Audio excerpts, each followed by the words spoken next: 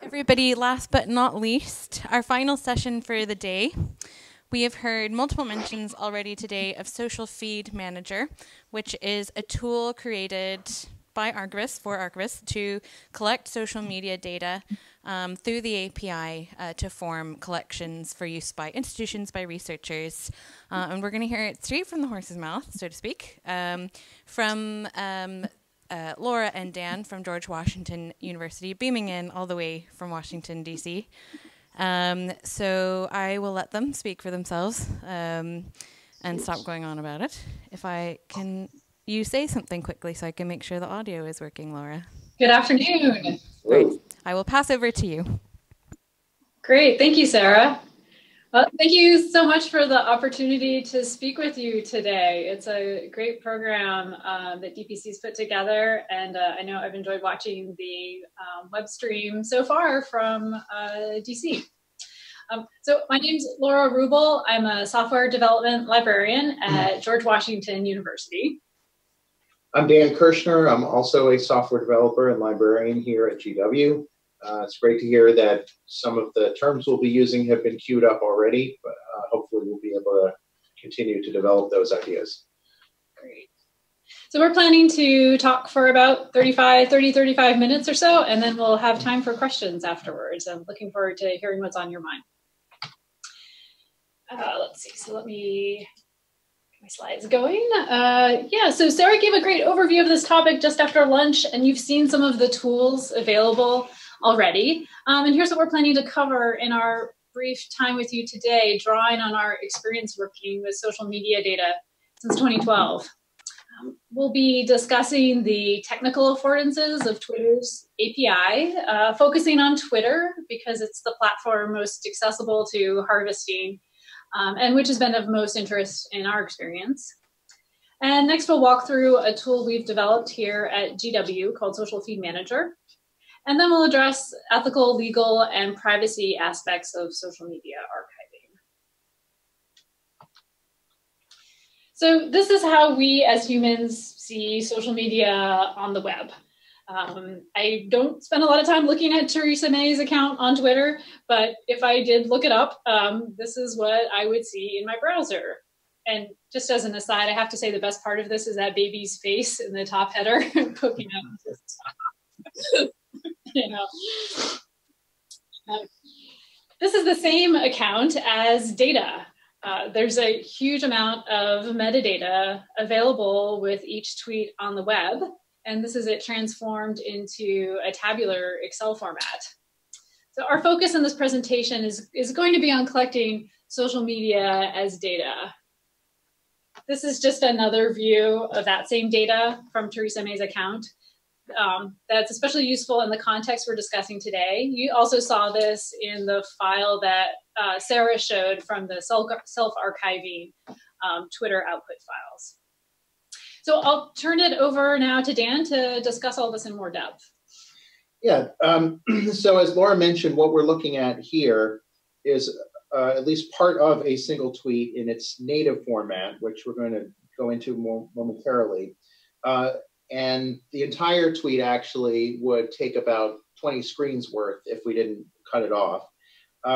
So when you're looking at a social media post, a tweet, let's say, in its web context, so you're basically looking at HTML and media files, but whereas tweets here are stored in this format called JSON, which may be played through those other technologies as HTML. So this is really the underlying post that those other views are derived from.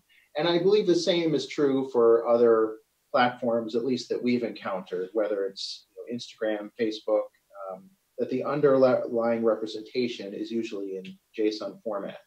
So let's dig into that a little bit. I know those terms have come up earlier this morning, APIs and JSON, but let's make sure that everybody's on the same page. So one way we could view this is that the activity of collecting social media content involves using the API that the platform, whether it's Twitter, let's say, provides That's the how, that's the method. And what we get back from the API is posts in JSON format. That's sort of the what. So going one step further in detail. So just to make sure everyone understands what an API is, we're talking about an application programming interface. So now when you interact with a website using a browser, now we're talking about any type of website, whether it's social media or not, you send a request and the site sends back web pages, which are intended for you to view as a human and interact with in the app or tool, which is your browser, or perhaps your mobile phone. But many sites, particularly those which contain some sort of data, also provide a second way to interact, another door, so to speak, an API, which is more suited for interaction with, let's say, a scripted program, and is intended to give you back data instead of giving you back web pages. So often you'll interact with the API using code that you write, and there are some tools that take care of some of that for you. One of them, for example, is called Insomnia, which operates in a web browser. We've used that in teaching before. So typically an API will provide a few different types of requests that you can make. So if you look at the example request on this slide, usually the part after the slash, where here it says some request, typically will be where you specify the method that you're wishing to use. So the basic pattern is you send a request for some data, and then the site sends you back a response, hopefully with some data. And as far as the format, there are different ones out there. Often you get JSON, but it could be anything really, CSV, XML. It could even be media files like images, depends. Let's talk about now why we don't just use web scraping to get the same information. There may be cases where you really have no choice. And in fact, you would tend to get more of the experience of the user because you're getting the whole web page and not just the underlying data of the tweets. But there are some drawbacks to this. So, for example, using web scraping is quite hard. You have to specify exactly which piece of the HTML you want to pull for a certain part of the data. And of course, just specifying that can be very difficult. And it is very fragile. So the moment that, let's say you're doing this for Twitter and trying to scrape the web interface. So the moment that Twitter slightly changes the way that they render tweets, all of a sudden your scraper is broken. So that's a bit of a problem. And furthermore, it's incomplete. It's not going to get you the full range of data that we saw when we looked at that JSON. There was a lot more there than what you view in this sort of limited view that you get on a web or even mobile view of a tweet. So basically, it is a kind of a scary way of doing things. Now, how about using a tool like we just saw in the previous presentation, to do it as more of a web archiving job. So that's a little bit better in that it brings with the tweet the entire context for the user, and it may have facilities to deal with issues like scrolling, but again, you're only getting the part of the tweet that is rendered on the web page. It's not getting the full underlying tweet data, and it's not getting it as data. So it can be a complementary approach to what we're doing here. But ultimately, if you want the full tweets as data, you would need to really use the API. And that's what we're kind of focusing on here. So, and there are cases where there is no API, like Instagram has kind of shut down their API for the moment. So you may not have a choice in this. So let's focus on using the API. So generally, when you make that API request, you're going to get exactly what's stored on the platform with without going through any sort of filter generally. And in fact, you can actually make those requests to ask for useful slices. So as an example, get me all the tweets that match certain queries. And sometimes those are requests that you can't even make through the user front end. So it can be very useful. And of course, no amount of scraping is going to get you that.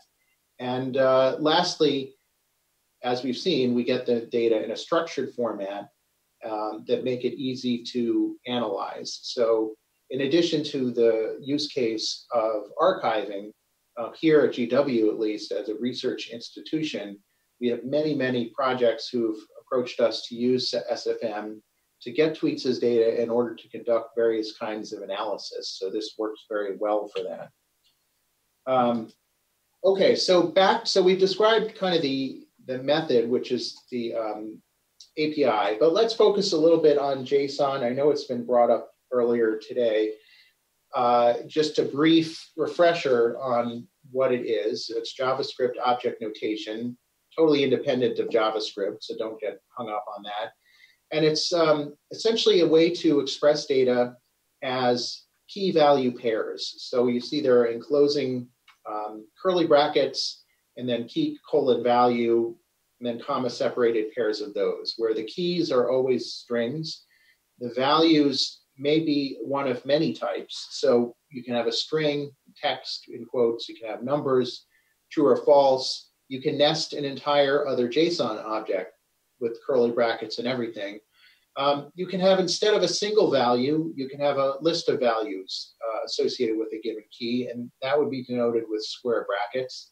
And last but not least, null is also a valid value. So let's look at a quick example. So if we wanted to encapsulate, let's say, some information about this talk as JSON, we might have keys like title, a logistics key, and then that, instead of a single value, will have a value that's an entire JSON block with a few different logistics related pieces of information.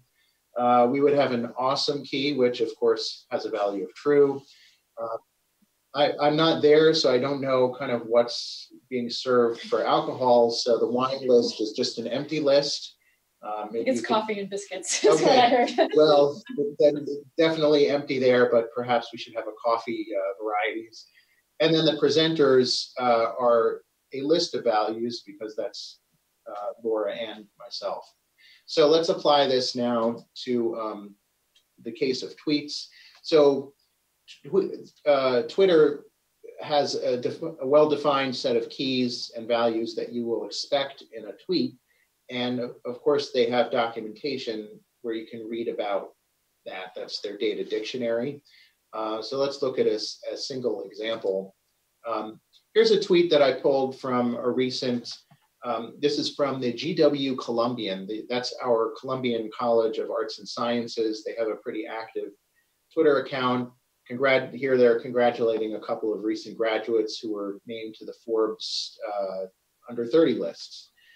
So notice we've got an image, we've got some hashtags and some text. We've got a few retweets and likes at this point. So let's see what this looks like. I guess you would say under the bonnet there. We say under the hood. And just use the arrow. Oh, thank you. Oh, you know what? I'm clicking on the wrong. There we go.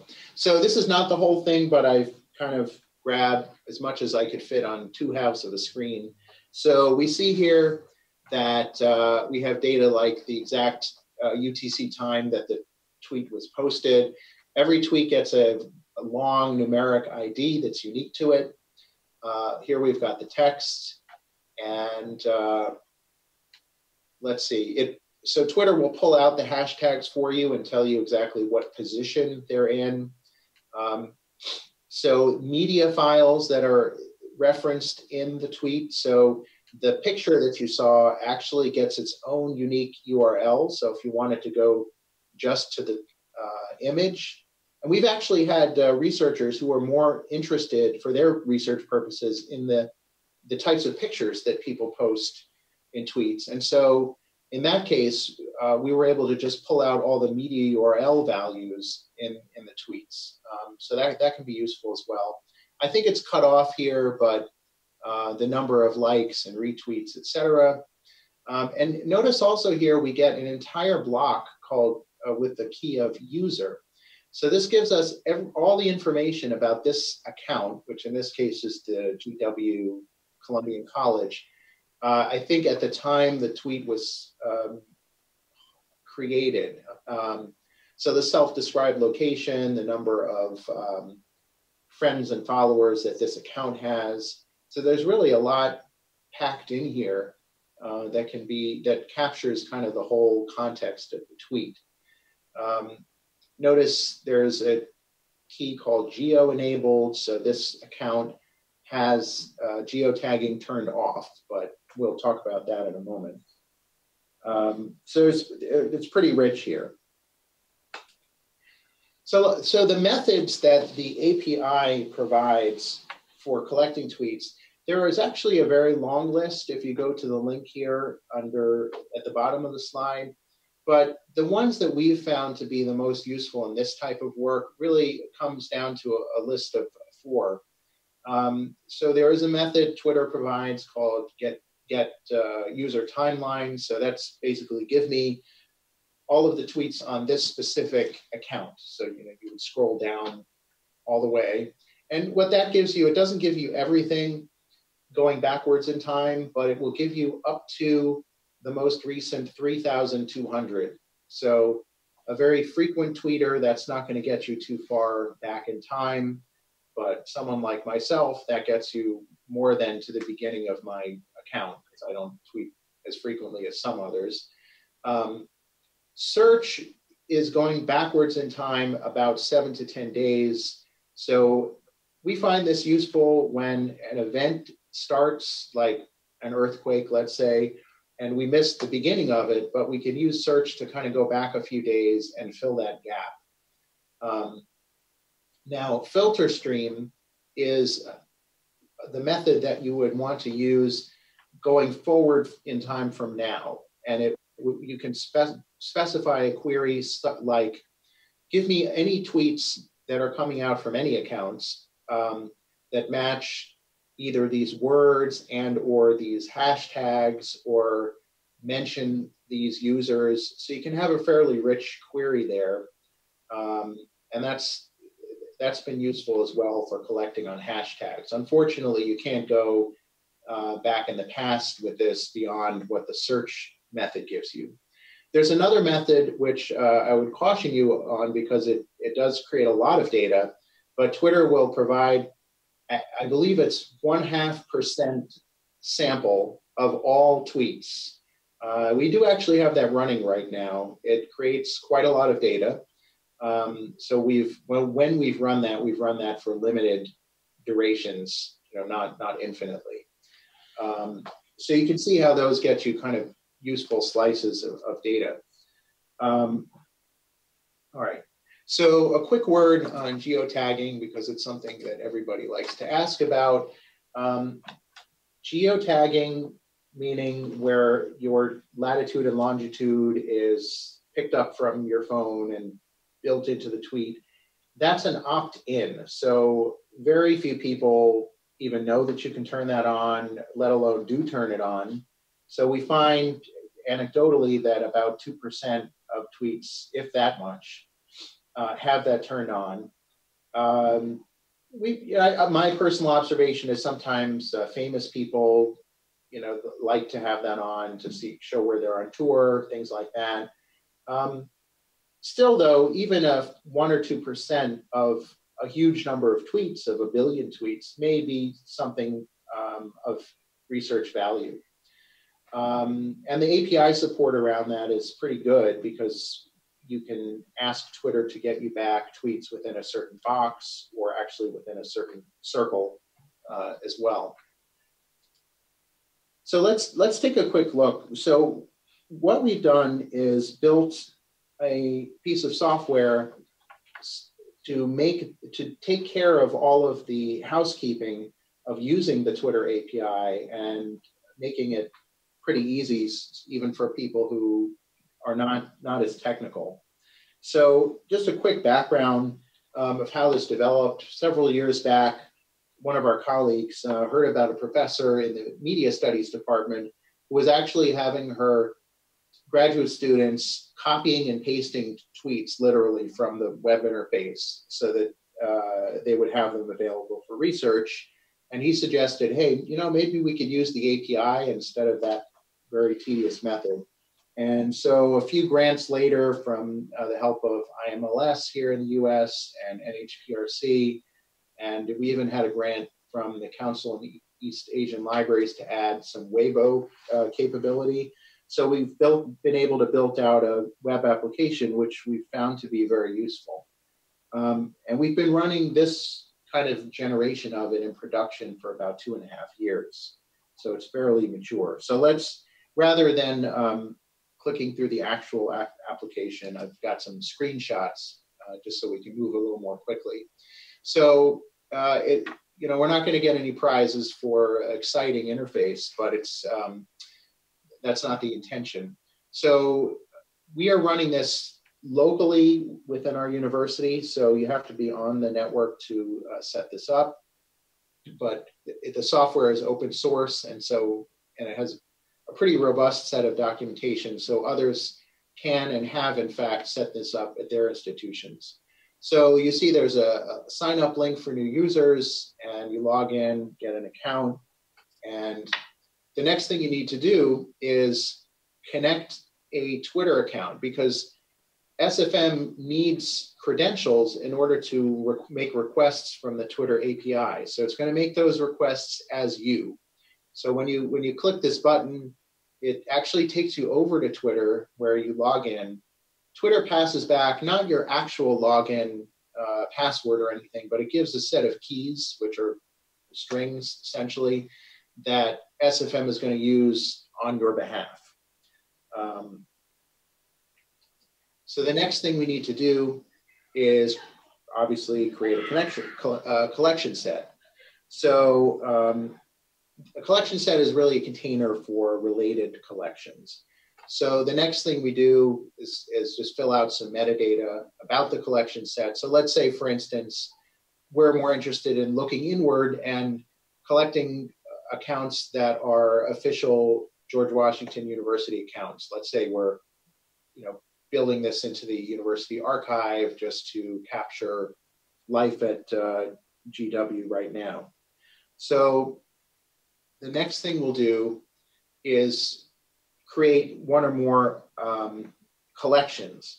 So notice the types of collections available. So we've got 4 Twitter types. One is the user timeline, which I described earlier. That's to where you give it certain accounts and it will go and request everything back in time that Twitter will give us on those accounts. And then SFM will continue to run in the background and add on any new tweets every day or week or whatever we have it set to. Twitter search, again, is the one that will go back a few days to try to match a query. Twitter filter, as we discussed, will go forward. That's good if you have hashtags you're interested in. There's the sample stream. We've done the same thing with the Tumblr API. We've only seen a little bit of use of that, but it's in there. We can get images from Flickr. And last but not least, we did have a research project involving collecting content from Sina Weibo from China. So right now we're going to go with this first type, the Twitter user timeline. So when you create that, give it a name, GW official accounts, and we're just confirming that we're using my credential. We can set the schedule actually as frequently as maybe every 4 hours, I believe, but we'll just leave this at every week. And we can have this collection turn itself off at a certain date. Let's say we know that there's an event that will be done by then. All right, so we set it going, but we haven't added any seeds yet, meaning accounts that we want to track. So we go in here, we're going to add a few. These are a few actual GW accounts, one tweeting about sports, and we've already seen one from the Columbian College. So we add those, and it only takes a few minutes. In this particular case, for SFM to go out and get everything it can. Notice we've got 12,000 plus tweets back. And then the fun part is when we export the tweets as data. So we have a few choices for how we do that. Unfortunately, this is a slide, not a screen. So the drop down here would include formats like raw JSON, which is the truest form that SFM is actually storing it in. And then we have a few formats which are derivatives of those. So Excel is the one that you're looking at here. We also have CSV.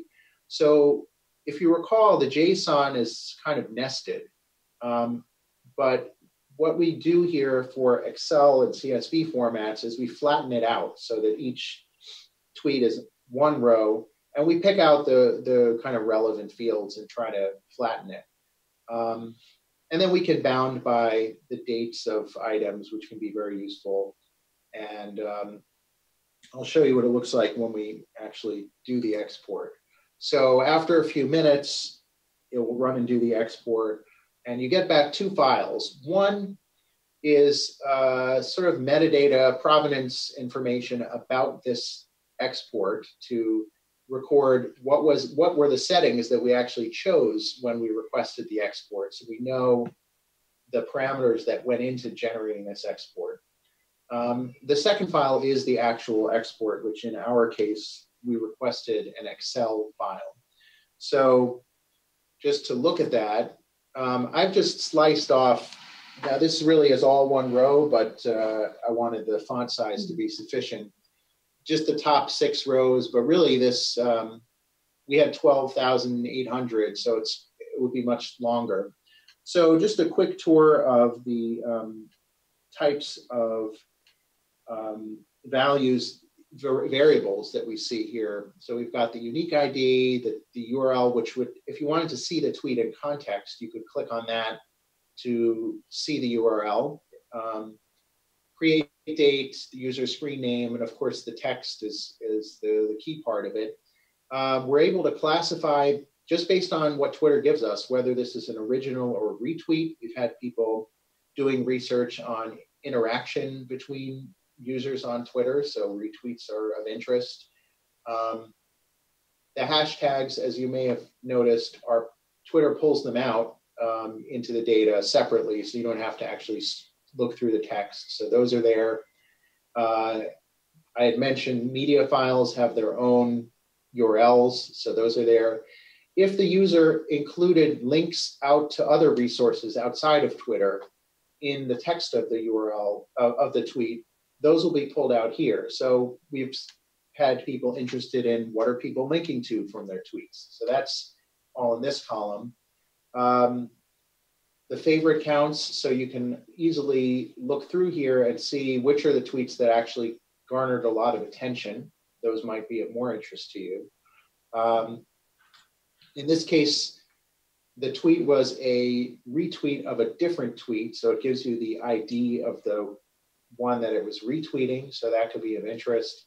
So you get the sense here for the type of data that you're able to get, even in this slightly derived Excel format that kind of makes it a little easier, I think, for non-technical people to work with, right, as compared to the JSON itself.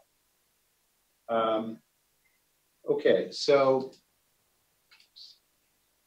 just a quick view into our production system. You can see that we've got well over 100 active collections going on, and a few that are not active, but this is just the very top of the list, but we have a lot of different topics. We're getting a lot of use out of this.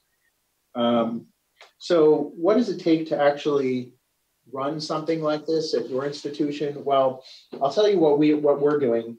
We've got the main SFM instance that you just saw, our production instance. We find it helpful to have what we call a sandbox instance. So we sometimes use that when we bring this to a class, or we just want to try something out and not really, worry about the consequences. So that's useful. And we have a script, which you'll see in our documentation, that makes it pretty easy to spin up an ready to go SFM instance on Amazon Web Services on one of their EC2 servers. So we use that ourselves from time to time if we have something we want to spin up just for a temporary use, like a particular class or something like that. Again, we restrict the access to the GW network. That relates for a number of reasons, and one of those relates to the ethics that Laura is going to talk about. And as you see, after 2.5 years, we've got 5 terabytes worth of data collected. Part of the problem is, you know, to maintain this thing, you need to think about what to throw out from time to time. So it can use a lot of storage. And challenges here, we've tried to make this as easy to install as possible, but nevertheless, you can't get around the fact that you will need somebody with a little bit of IT skills to follow those instructions and who's familiar with, you know, working with the server. You need space, depending on how much you want to collect. And the Twitter API and the other APIs which SFM uses, while they're fairly stable, they do change over time. And we've definitely had to make updates to SFM in response to those API changes so that it doesn't break the code that invokes those APIs. So it's a job on us to keep up with those, but then if you have it installed at your institution, you're going to have to know how to deploy those updates. So I'm going to turn it over to Laura here to talk about some other tools. SFM's not the only one out there. Yeah, so in addition, already today, in addition to Social Feed Manager, you've heard about Web Recorder, you've heard about native platform export options. So I'm going to highlight a few more tools that you might consider depending on your needs and resources. The Documenting the Now project, or DocNow, has been doing great work developing tools aimed at community archives and individual archiving. And much of their work has also been about ethical practices. I have a link to some information about the second round of funding they just received from the Mellon Foundation, which is allowing them to continue to develop appraisal tools for archivists and a curriculum on ethical social media archiving. So that's definitely a project to watch if you're not already. And then one of the tools that they've created is called Twerk, which is a command line tool that has a lot of neat utilities that come with it for visualizing and processing Twitter JSON data, no matter where you've collected it from.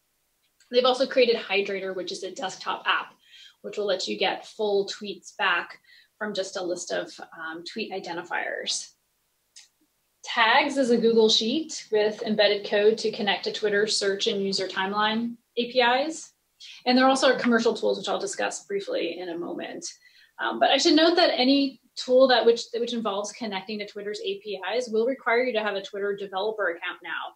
And this is a new hurdle that requires you sort of to prepare in advance for any API-based collecting that you want to do. You'll need to apply through Twitter for this kind of account. I have a couple other links at the bottom of the slide that might be helpful for you to both connect up with tools and with the growing social media archiving community on Slack. Sarah mentioned also briefly about commercial social media services that might be an option for many organizations, that they either allow you to collect data, analyze data, or resell data. There are trade-offs going with this route, which I've highlighted here, having to do with getting your data out of those systems. The space has been kind of shrinking, I should say. Like, we used to refer people to Discover Text and their sister tool for purchasing historical data at a rate more accessible for academics. Twitter didn't renew their contract to resell data, but they're still doing work in this space. So I would keep an eye on them in the future. There are other active commercial services like Crimson Hexagon, Archive Social, which is oriented towards some government agencies, Sprout Social. And then, of course, you can purchase data from a reseller like GNIP. Knowing about all these possible tools and the affordances of the APIs, one important step in archiving social media is knowing what is out there and what you want to collect. This is a sort of appraisal like we heard about earlier. And there are resources and approaches you can take in the social media space. We've used all of these approaches in our own work here at GW. So we've discussed tools and technical approaches, but I want to take a moment to address ethical concerns in a little more depth, which really should be embedded in all steps of your work with social media archiving. There are some who would argue that because social media is publicly available, it's fair game, and collecting and doing what you like with it is fine. However, this field is maturing, and we've seen the results of a free-for-all approach, and so we all are approaching this work with more caution and sensitivity.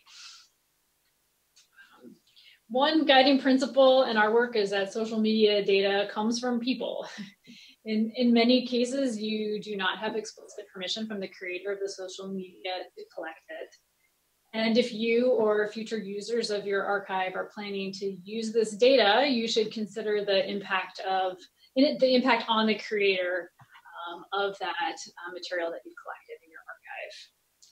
There aren't black and white rules on how to do this. It really requires a judgment call as you weigh various concerns. I have a link here to a 2-pager that we share with students and researchers on campus, kind of outlining these issues for their consideration and awareness as they plan their research. We also have some statements within the tool itself, kind of pointing to this resource and some considerations, including the terms of service of the platforms. And then I've also linked here to a paper you might find relevant, which discusses the results of a survey of Twitter users about their comfort with their tweets being used for research, and less than 50% were okay with having their Twitter accounts used in research. So some approaches, for example, you should pause if your collecting involves collecting social media by vulnerable individuals or on sensitive topics.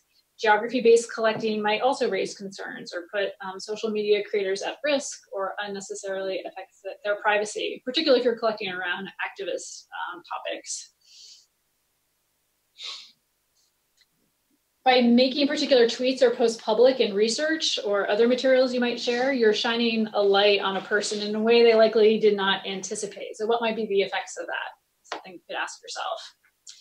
Don't assume that by anonymizing the post, you're providing privacy. It's quite easy to search online by the text of a post and find it, even if you didn't mention their username in what you published.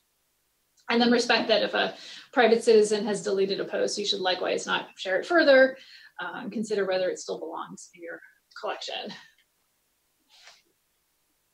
And in fact, the terms of use usually require that you not work with social media posts once they've been deleted by the user. This is like not even considering legal terms around it. There are terms of use that make sharing data sets beyond the confines of your research team or organization problematic as well. But generally sharing summary statistics, your analysis, the derivatives of your collection are okay. I have a link here to the Documenting the Now's white paper on ethics and what they've been calling the Ferguson principles out of their work archiving social media activism. And these, I just want to highlight for you, I won't go through all of them now, but I think they're very worth consideration by archivists as you're approaching social media collecting. In particular, staying engaged with communities from whom you're collecting or individuals that you're collecting from where possible. And also consider the terms alongside archivists' principles of work. This is how we've been collecting at GW libraries. We've been doing a mix of proactive collecting on topics of relevance to our community, while also helping others use Social Feed Manager for their research. We also have consultations with people as they start their research, rather than just making this a totally self-service tool. We want to have a conversation with them about ethics. And these are just some topics that we've been collecting on over time here. You'll notice that we're focused on public accounts, such as those from campus offices or politicians and news outlets. We've deleted or chosen not to collect on topics that have proven sensitive, or that, for example, from minors or other topics where we just didn't have a researcher on campus planning to use that collection, and we didn't really feel we were positioned to become a steward of that kind of collection. Archives are meant to be used, however, whether by today's or tomorrow's researchers. So how have our GW collections gone on to be used? These are just a few examples. This is a report by GW's Program on Extremism about ISIS sympathizers in the United States that was based on social media data that we helped them collect. And several faculty have written papers using news and journalist accounts that we've collected. We've put our 2016 elections data set up on Harvard's Dataverse, and that's been used quite heavily by GW researchers as well as people beyond GW. All right, so we'll kind of wrap up our presentation at this point, and I hope we still have some time for some questions from the group. Thank you. Yes, thank you again, Laura and Dan, for providing an overview of Social Feed Manager, but also a really good look at what's under the bonnet or the hood when you're working with Twitter data from the API. So yes, does anybody have any questions about Social Feed Manager or about collecting, API-based collecting for social media?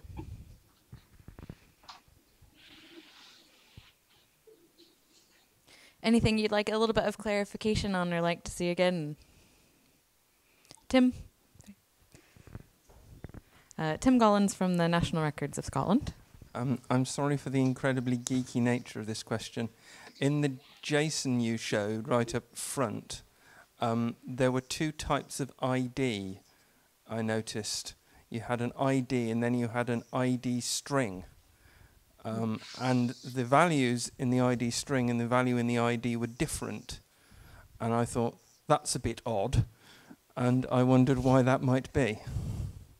As I say, I apologize for the deeply geeky nature of that question. Yeah, that's good to highlight. So the, and Dan, feel free to jump in too, but the ID string, ID stir one is the one that you actually want to use. That's treated as a string. The other ID number from Twitter can, I think because of the numeric format and what JSON can handle in terms of long numbers, might not match up to the ID string field there. I think others have written, there might be something actually in Twitter's documentation about that as well. So if you want the unchanging identifier, you need to use the ID server field. It's kind of strange and easy to get through by that. Yeah, I think that the numeric representation has limits of precision. And so you'll notice in the example that you observed, the ID is actually rounded to the nearest 100, whereas the true ID number ends in 704 rather than 700. So it's just one thing to be careful of when working with this, is that these long numbers, you lose precision. Okay, that explains the different. There were two different ID and ID string pairs, and the number that I was thinking, I wonder if it's 5 off or 6 off or something, and then but it's differently off in each case, and if it's a rounding error, that makes sense. Yeah. Thanks. Any other geeky or less geeky questions for Dan and Laura before we break? Were there any general questions about web and social media archiving for community and individual archives? Appreciating we are at the very end of the day, and there has been quite an overload of information. Well, if you have any of those sudden revelations of questions that you would like to ask or topics you'd like to discuss, please do get in touch. As some of the speakers have mentioned, I will be sharing slides, and most speakers of you have noticed have provided contact information. So I'm speaking on their behalf, but feel free to follow up with questions. Nicola is nodding her head. And don't forget to save a website, nominate a website to the UK Web Archive or to the Internet Archive, and tell 5 friends to save a website as well. And by January, we will have saved the whole internet. But yeah, so just as a closing comment, thank you to all the speakers. Thank you to Nisa for her help with the workshop going through Web Recorder. Thank you to Dan and Laura for joining us first thing in the morning for them to give us firsthand sort of insight into Social Feed Manager and to API collecting. I forgot earlier, you do have a form in your pack for feedback.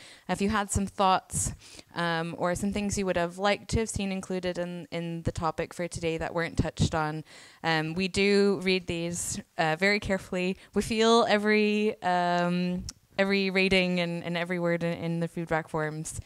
So we do take that on board when we form and shape our future events. And we hope to see you next calendar year at the next DPC event. Keep an eye on the events page. We will start announcing sort of the calendar for next year. So with that, thank you very much and safe travels back to whence you came.